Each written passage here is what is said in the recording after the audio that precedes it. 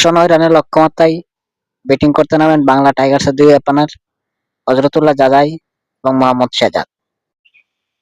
হযরতুল্লাহ জাজাই দেখাশোনা খেলা চালিয়ে গেলেন মোহাম্মদ শেহজাদ। সাকিব মাহমুদের দ্বিতীয় ওভারে 4টি বাউন্ডারিতে 16 রান তুলেন শেহজাদ। মাত্র 4 ওভারে 1 বলে 50 রানের পার্টনারশিপ পূর্ণ করেন এই দুই ব্যাটার। পঞ্চম ওভারে অগ্নিমূর্তি ধারণ করেন হযরতুল্লাহ জাজাই। আনকুরের 1 ওভারে 5টি ছক্কা হাঁকান, পরপর 4 বলে 4টি ছক্কা এবং ষষ্ঠ বলে পঞ্চম ছক্কা হাঁকান হযরতুল্লাহ জাজাই।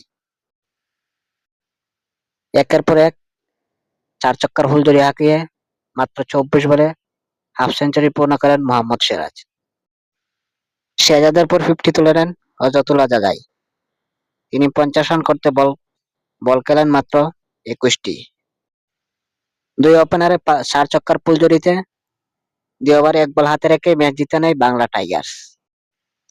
এর আগে কলিন মুন্ডুর 28 বলে 59 রান ও জনসন সালচের 11 বলে 8 রানের উপর ভর করে 109 রান করে নর্দার্ন ওয়ারিয়র্স।